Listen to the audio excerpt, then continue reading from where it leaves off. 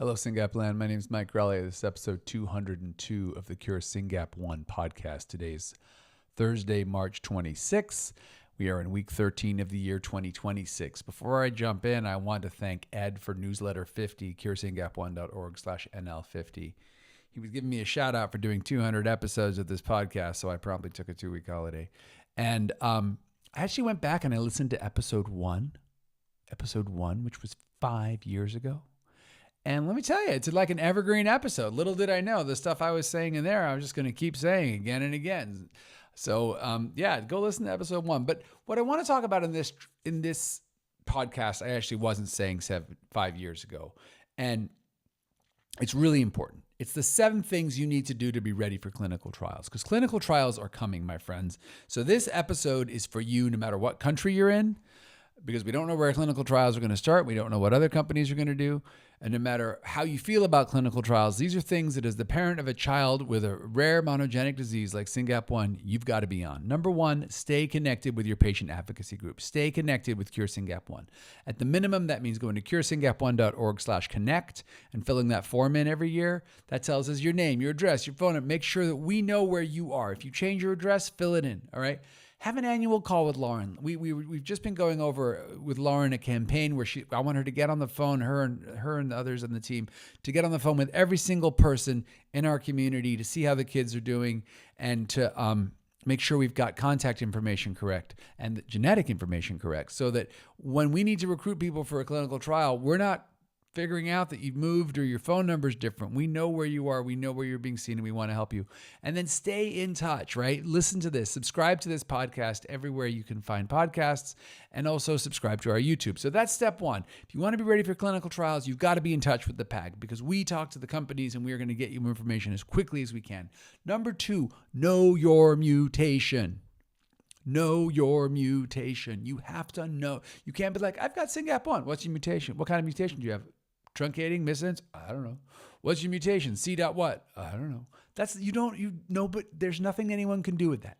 You need to have your genetic report. You need to have it in a Google Drive that you can share. You need to know your kid's C dot and P dot. And if you can't memorize letters and numbers, get a tattoo. I've seen a lot of tattoos. I think Summer famously has it on her arm. Peter, I have no idea where Peter and the Cannonball crew, I don't know where they put their tattoos. But anyway, I'm not kidding about this. Get your mutation. Know your mutation. Your genetic report is your ticket to a precision therapy. Number 3, sign up for natural history studies. We have 2 natural history studies. One, looking forward, that's Promise. Currently, we have sites in Philadelphia, California, and Colorado. We were just in a meeting today talking about opening one in Europe, which is pretty darn exciting. And looking back, here in the States, we have Citizen Health, which allows you to have robots go out and collect all your medical records, put them in one portal for you with an AI agent. So you can here's your medical records, here's the agent. When did this happen? When did this happen? When did we start this drug? What dose was he on when he was 5? Whatever you want to ask, this agent will do it all for you. It's very cool. But most importantly, you have all that data at your fingertips, which will help you be ready for clinical trials. And we can use that data to work with industry to design clinical trials. So number 1, stay connected to us. Number 2, know your mutation. Number 3, you've got to be in 2 natural history studies. The looking forward natural history study with Promise and the looking backward natural history study with Citizen. You don't understand how much time and money and effort we at Cure SYNGAP1 have spent putting these 2 exceptional things in place for the patient community.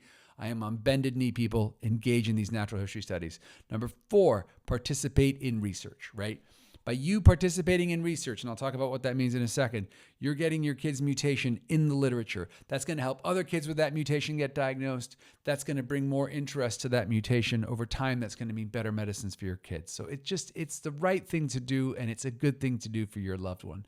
The most important thing is the combined brain biorepository. So a biorepository is a contract with a big important biobank. Think huge freezers, nitrogen, doctors, scientists running around, lots of little vials of blood and plasma and stuff.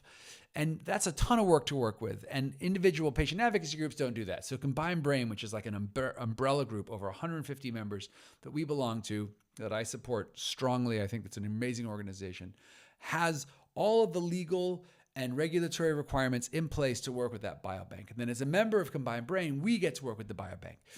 What that means is that when you give a blood sample at a roadshow, that blood, when you and your loved one give samples, that blood goes it's under IRB. It goes into the biorepository. It's sitting there. It's listed. Industry and research can call us up and be like, hey, we need 20 plasma samples from kids with missense.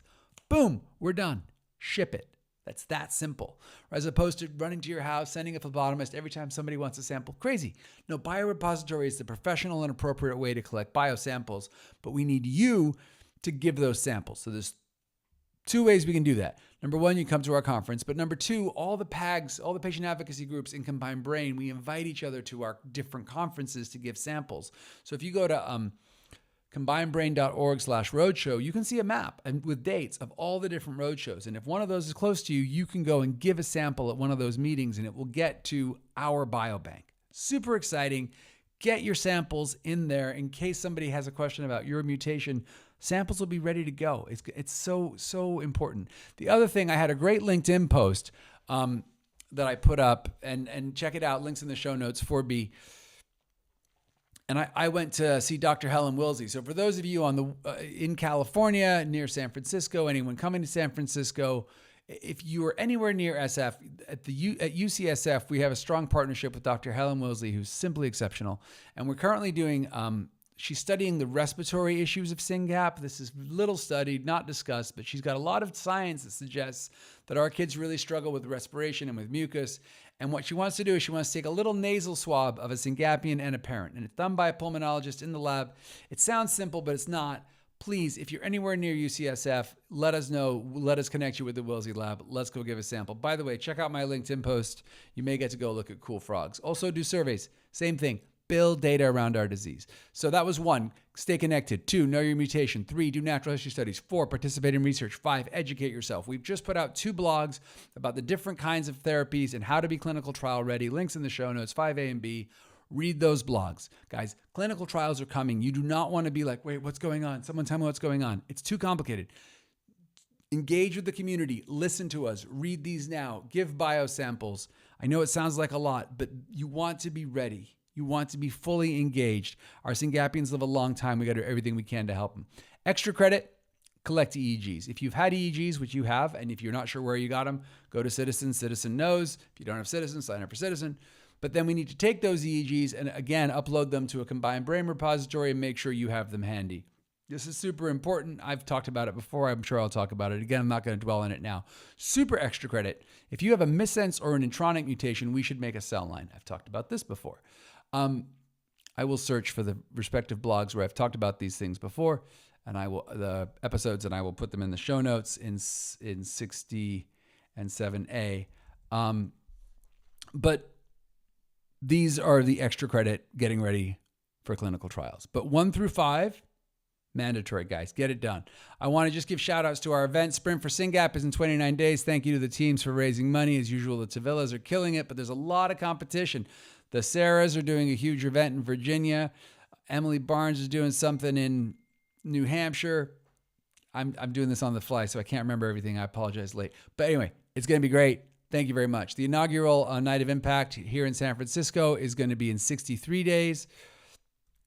And then the 5th scramble for SYNGAP is going to be in 191 days. Julie Miles is dialed in. She's already opened registration. So amazing. This is a classic case of Julie started with just a really straightforward golf event, and every year it grows and her community support for her and her family grows. That's what I want so many of us to do. Good job. Good job, Julie. SYNGAP 1 awareness. Kelly and Kyle have put out a video. Kyle has been on anti-seizure meds that weakened his bones, and then he broke his leg, and then apparently he broke his foot again. The whole family had to move into a ranch-style house. Just incredible resilience and leadership and grace by Kelly, sharing their whole story on a YouTube channel. If you've never watched an episode, watch this one and then read curesingap1.org/bones. Guys, be careful. If your kid is on certain ASMs for a long time, it can affect their bone health. You want to be wary of that.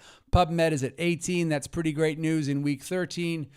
There's some really exciting papers in there that I don't have time to talk about, but I will. Thank you for listening. Please follow us on social media. We're at 4,786 on LinkedIn. I want that number at 5,000. Tell your friends to follow Cure SYNGAP1. Camp 4 is at 475. It's going to be an amazing year. Thanks for listening.